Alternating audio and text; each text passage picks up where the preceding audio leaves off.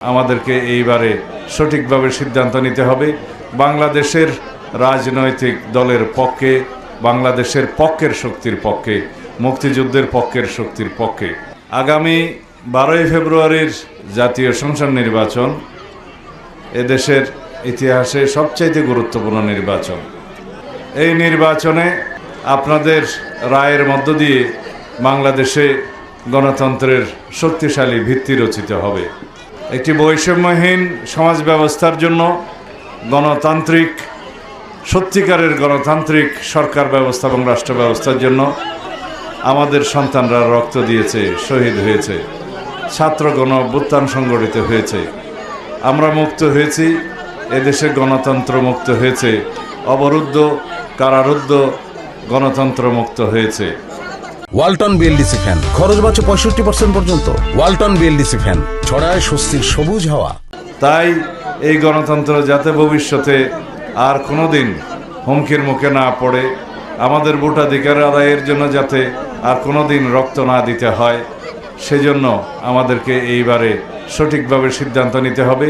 বাংলাদেশের রাজনৈতিক দলের পক্ষে, বাংলাদেশের পক্ষের শক্তির পক্ষে, মুক্তিযুদ্ধের পক্ষের শক্তির পক্ষে আমরা শহীদ রাষ্ট্রপতি জিয়াউর রহমান প্রতিষ্ঠিত বাংলাদেশ জাতীয়তাবাদী দলের অনুসারী। আমাদের বহুদলীয় গণতন্ত্রের চর্চা আছে, এদেশের উন্নয়নের ইতিহাস আছে, এদেশের সমস্ত জনগোষ্ঠীর মা বোনদের উন্নয়নের জন্য বাংলাদেশ জাতীয়তাবাদী দল সকল সময়ে কর্মসূচি বাস্তবায়ন করেছে। দেশনেত্রী বেগম খালেদা জিয়া আমাদের সন্তানদের, আমাদের মা বোনদের উন্নয়নের জন্য, শিক্ষায় এগিয়ে নিয়ে যাওয়ার জন্য বিনা বেতনের শিক্ষার ব্যবস্থা করেছিলেন। শিক্ষার খাদ্যের বিনিময়ে শিক্ষা, পরবর্তীতে অর্থের বিনিময়ে শিক্ষা কর্মসূচি চালু করেছিলেন। আমাদের ছেলেমেয়েরা তারা শিক্ষিত হয়েছে, দেশের সম্পদে পরিণত হয়েছে। এইভাবে সমস্ত ক্ষেত্রে আমরা উন্নয়নের স্বাক্ষর রেখেছি। তাই বাংলাদেশ জাতীয়তাবাদী দল এদেশের গণমানুষের পরীক্ষিত দল, এদেশের উন্নয়নের দল, এদেশের গণতন্ত্রকে সুরক্ষা দেওয়ার দল। বারবার গণতন্ত্রকে রক্ষা করেছে, গণতন্ত্রকে পুনরুদ্ধার করেছে, এদেশে বহুদলীয় গণতন্ত্র প্রতিষ্ঠা করেছে, তত্ত্বাবধায়ক সরকার পদ্ধতি প্রতিষ্ঠা করেছে এবং সংসদীয় পদ্ধতির সরকার প্রতিষ্ঠা করেছে। এই সবই বিএনপির ইতিহাস।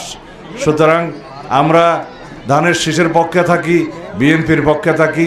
12 তারিখ সারাদিন আমরা ধানের শীষে ভোট দিয়ে ইনশাআল্লাহ বাংলাদেশের শান্তি, শৃঙ্খলা, নিরাপত্তা এবং সুশাসনের বাংলাদেশ প্রতিষ্ঠা করব ইনশাআল্লাহ।